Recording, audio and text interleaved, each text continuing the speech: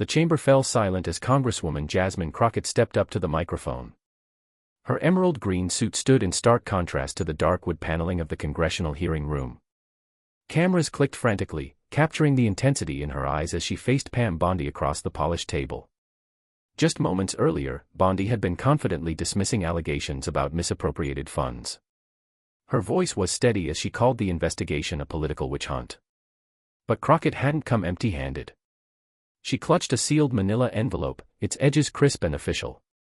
"Miss Bondi," Crockett began, her voice cutting through the silence like a knife. "You've sat there claiming transparency while hiding a $500 million secret from the American people. Today, that ends." The room erupted. Committee members shifted in their seats.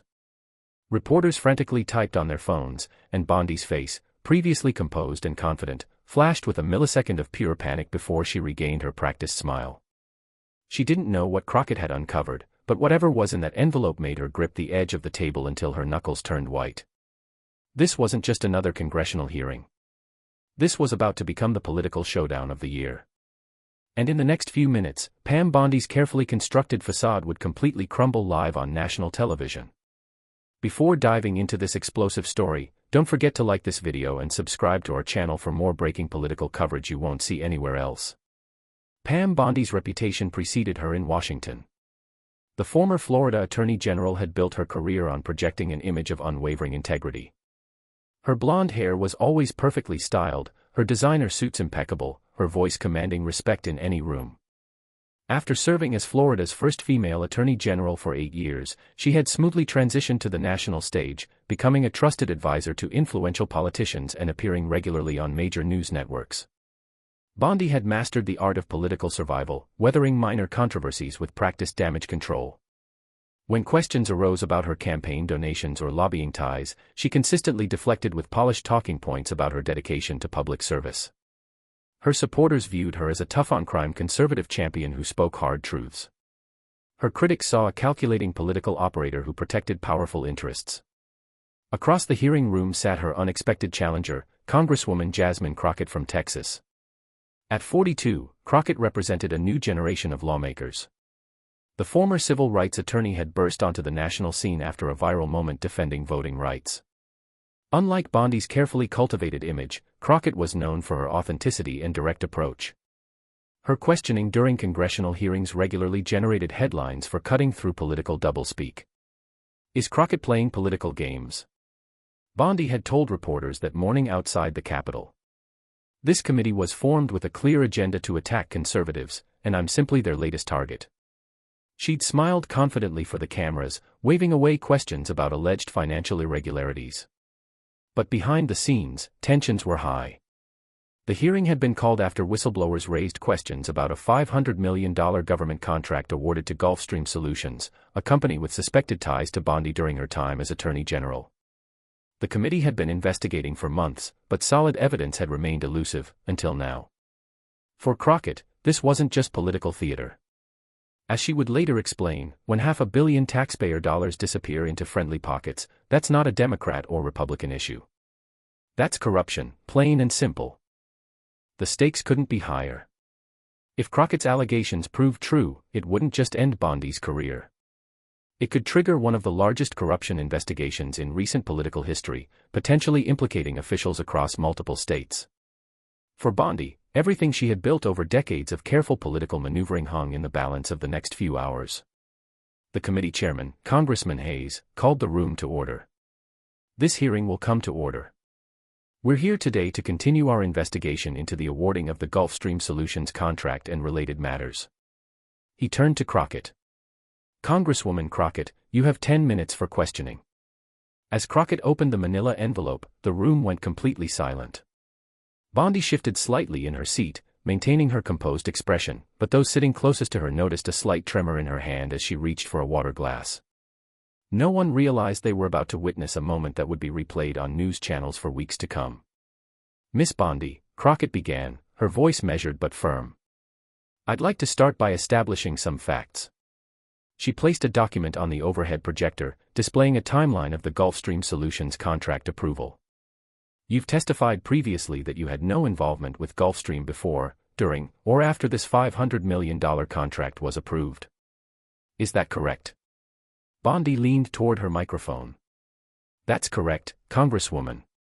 As I've stated multiple times, I had no personal or professional relationship with Gulfstream or its executives. Crockett nodded, seemingly accepting the answer. Then you've also testified that you've never personally benefited from any state contracts awarded during your tenure as Florida Attorney General. Correct. Absolutely correct, Bondi replied, a hint of irritation creeping into her voice. I've devoted my career to public service, not personal enrichment. The room remained tense as Crockett methodically laid groundwork, displaying public records of the contract approval process. Committee members watched with varying degrees of interest. Democrats leaned forward attentively. Republicans checked their watches or shuffled papers, seemingly confident this was just another political performance. Then the first unexpected turn came. I'd like to enter into the record Exhibit 43, Crockett announced, sliding a document to the chairman. This is an email from Gulfstream CEO Richard Thornton to his board of directors, dated 3 weeks before the contract announcement. As the email appeared on screens around the room, Bondi's expression flickered. The message referenced a special arrangement with our Florida friend that would ensure smooth sailing for the contract approval. Miss Bondi, are you the Florida friend mentioned in this email? Crockett asked. Bondi's attorney leaned over to whisper something, but she waved him off. Congresswoman, I can't possibly know who Mr. Thornton was referring to in a private email I wasn't party to. There are thousands of people in Florida government.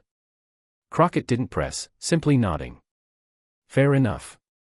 Let's move on. She displayed another document, a calendar entry showing a lunch meeting between Bondi and Thornton 6 months before the contract award. Can you explain this meeting that apparently never happened? The room stirred. Bondi's practiced composure slipped momentarily before she recovered. I have hundreds of meetings every year. This was a routine lunch with various business leaders discussing Florida's economic climate. Nothing specific about Gulfstream was discussed. Republican committee members jumped to Bondi's defense. Congressman Miller interrupted. Point of order, Mr. Chairman. The Congresswoman is badgering the witness with circumstantial evidence that proves nothing. I'm simply asking Miss Bondi to reconcile her statements with documented evidence, Crockett replied calmly. The chairman allowed her to continue, and Crockett methodically presented more pieces of the puzzle. Phone records showed calls between Bondi's office and Gulfstream. Meeting notes referenced AG approval, and a series of contract amendments had bypassed normal review processes. With each new document, the atmosphere in the room shifted. What had started as seemingly disconnected pieces was forming a troubling pattern. Even Republican members were now paying close attention, some looking uncomfortable. Miss Bondi, Crockett continued, I find it interesting that you've characterized this investigation as a witch hunt. Yet, these documents, all obtained through official channels, show a concerning pattern of communication and coordination that directly contradicts your sworn testimony. Bondi's attorney whispered urgently in her ear. She took a sip of water, her hand now visibly shaking. Congresswoman, you're presenting selective information out of context. I stand by my testimony. Then came the moment that caused the first real crack in Bondi's facade. Crockett revealed bank records showing a series of offshore transactions connecting a subsidiary of Gulfstream to a company called Blue Harbor Consulting. Miss Bondi, are you familiar with Blue Harbor Consulting? For the first time, Bondi hesitated before answering. I don't believe so. No. Crockett let the silence hang for a moment before responding. That's interesting, because according to Florida corporate records, Blue Harbor Consulting was registered by your sister, Jennifer, 1 month before the Gulfstream contract discussions began. Cameras clicked frantically as Bondi's face flushed red. My sister has her own business dealings. I'm not involved in her professional life. So, you're stating under oath that you had no knowledge that your sister formed a company that received $145 million from a Gulfstream subsidiary after you helped approve their $500 million contract? Crockett asked, her voice remaining even. The room erupted. The chairman banged his gavel repeatedly, calling for order. Bondi's attorney demanded a recess, which the chairman granted. As they stood to leave, reporters shouted questions, and committee members huddled with their staff. Bondi, visibly shaken, was escorted from the room by her legal team. The The confidence of her morning press conference had completely evaporated. As the doors closed behind her, the cameras caught a final glimpse of her face, no longer the poised political operator, but someone realizing that her carefully constructed world was beginning to unravel. And Congresswoman Crockett had made it clear she was just getting started. When the hearing reconvened after a 30-minute recess, the energy in the room had transformed completely. The gallery was now packed with journalists who had been covering other events, rushing over after word spread about the explosive revelations. Social media was already buzzing with clips of Bondi's shaken responses. Pam Bondi returned with an expanded legal team. Her hair and makeup had been refreshed, but the confident smile was gone. In its place was a tight-lipped determination, the look of someone preparing for battle rather than a routine hearing. Congresswoman Crockett, meanwhile, appeared completely calm as she organized a new set of documents before her. The chairman reminded everyone that she still had 4 minutes remaining in her questioning period. "Miss Bondi," Crockett began, "during the break, my staff provided your counsel with copies of what I'm about to present, so nothing should come as a surprise." She glanced at Bondi's attorneys, who looked grim. "Let's continue where we left off."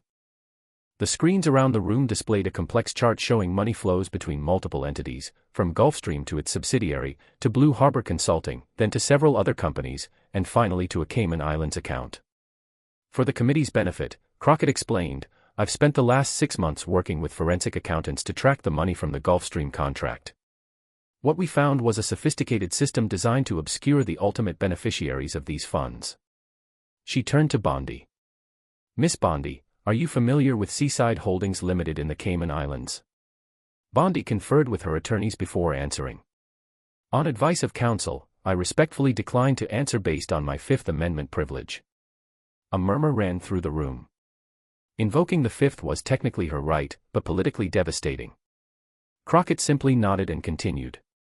"Let me be very clear about what our investigation has uncovered," she said, addressing the entire committee.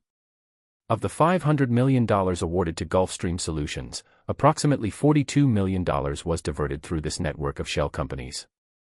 Through banking records obtained via subpoena and with the cooperation of authorities in the Cayman Islands, we've confirmed that Seaside Holdings is beneficially owned by a trust that names Pam Bondi as the primary beneficiary. The room erupted again. Cameras flashed frantically as reporters rushed to update their stories. Bondi's lead attorney stood to object, but Crockett wasn't finished. "Mr. Chairman, I'm entering into the record Exhibit 72. A series of emails recovered from Richard Thornton's personal account pursuant to our committee subpoena appeared on screen, and the gallery gasped audibly. The messages, dated throughout the contract negotiation period, were direct exchanges between Thornton and Bondi discussing how to structure the deal to ensure our mutual benefits and maintain necessary distance. In one particularly damning email, Bondi had written, "The Seaside arrangement works. My team will never connect those dots as long as we keep Jennifer's role quiet." "Miss Bondi," Crockett said, her voice now carrying an edge of controlled outrage.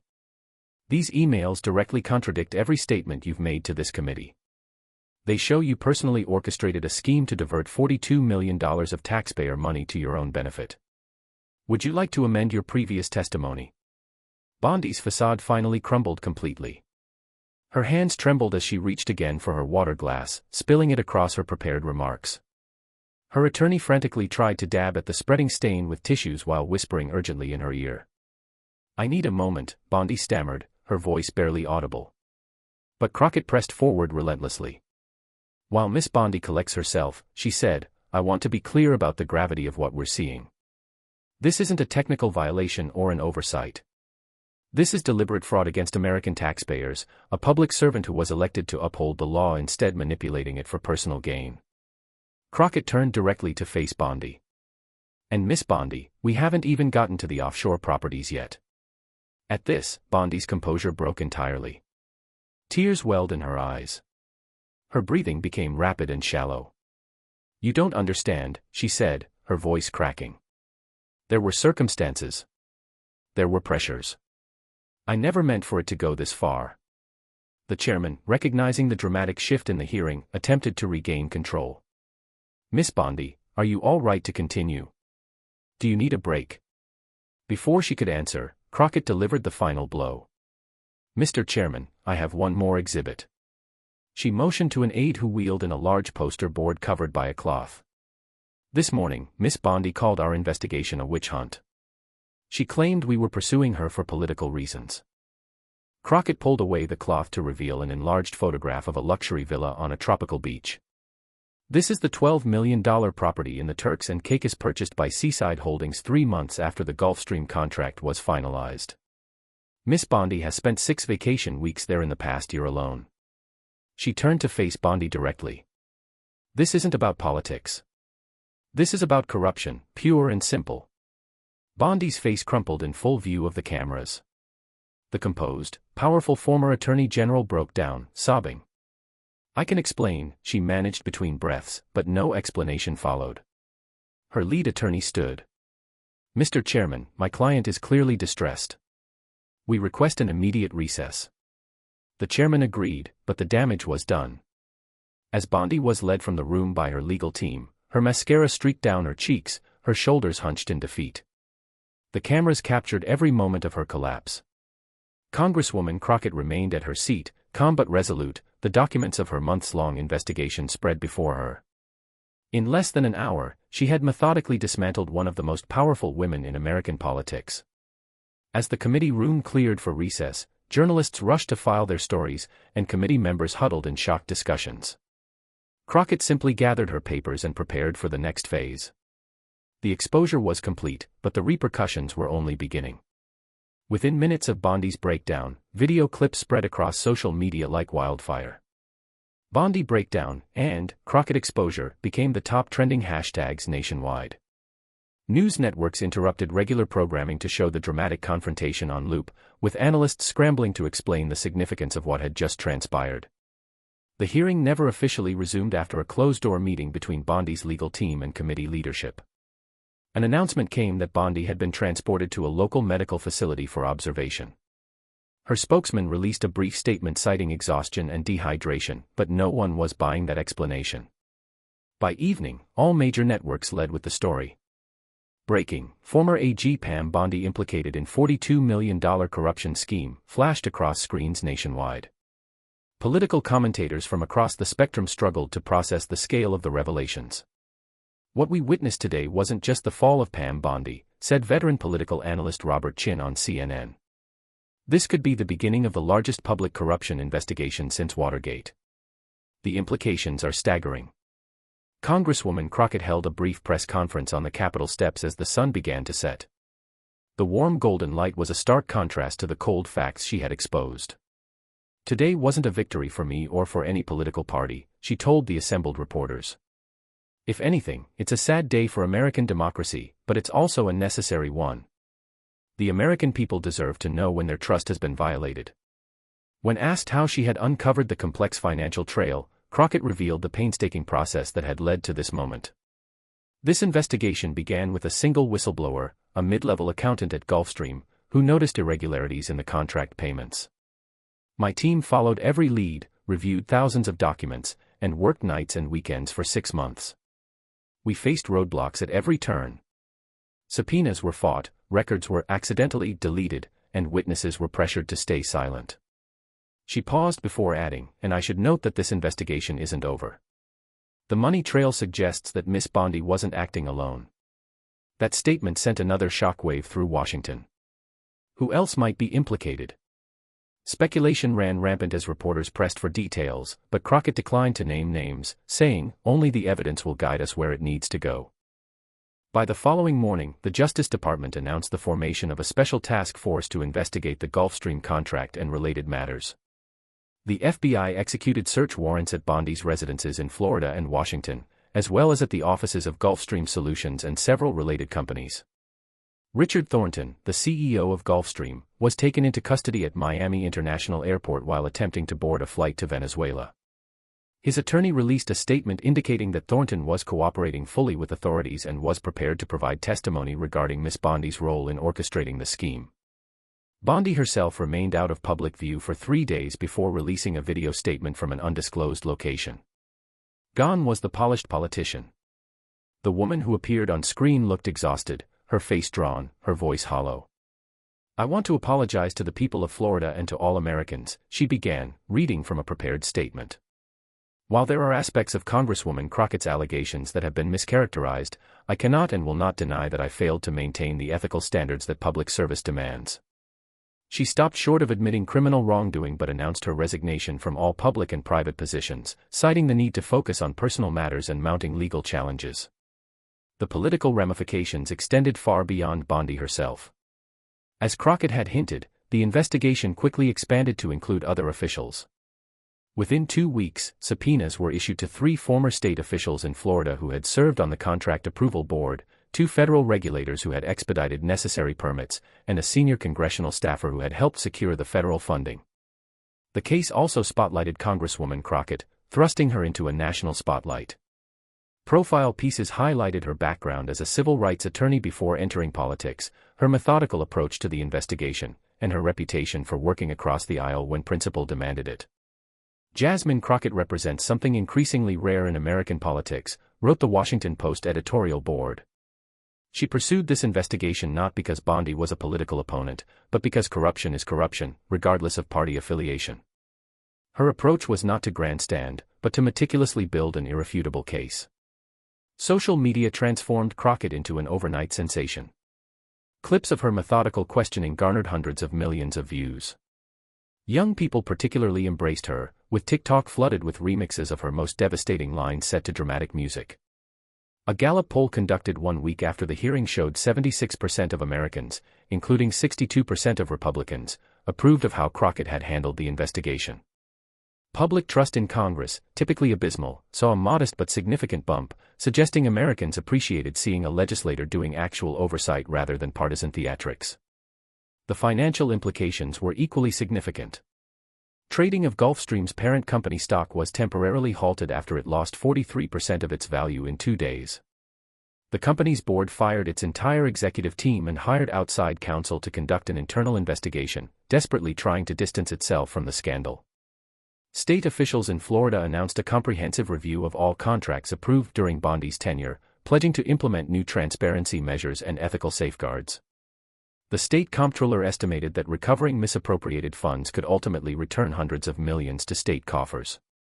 Perhaps most importantly, the scandal transcended typical partisan divisions. While conservative media initially attempted to frame the investigation as a political attack, the evidence Crockett presented was too overwhelming to dismiss. Even Bondi's strongest allies couldn't defend the luxury villa purchased with diverted taxpayer funds, noted one commentator. What we're seeing is rare in today's polarized climate, explained political scientist Dr. Maya Williams. A corruption scandal so clear-cut that it's uniting Americans in shared outrage rather than dividing them along partisan lines. People across the political spectrum recognize that $42 million in taxpayer money diverted to private offshore accounts is indefensible, regardless of party affiliation. 6 weeks after the hearing, Congresswoman Crockett addressed a packed auditorium at Georgetown University's School of Public Policy. Students and faculty gave her a standing ovation before she even spoke a word. The Bondi investigation demonstrates something essential about democracy, she told the audience. It's fragile. It requires constant vigilance, but it also has built-in mechanisms for correction when we have the courage to use them. She continued, many have asked me why I pursued this investigation when conventional wisdom said Pam Bondi was too powerful to touch.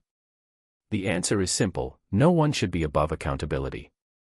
Not me, not you, and certainly not those entrusted with public power.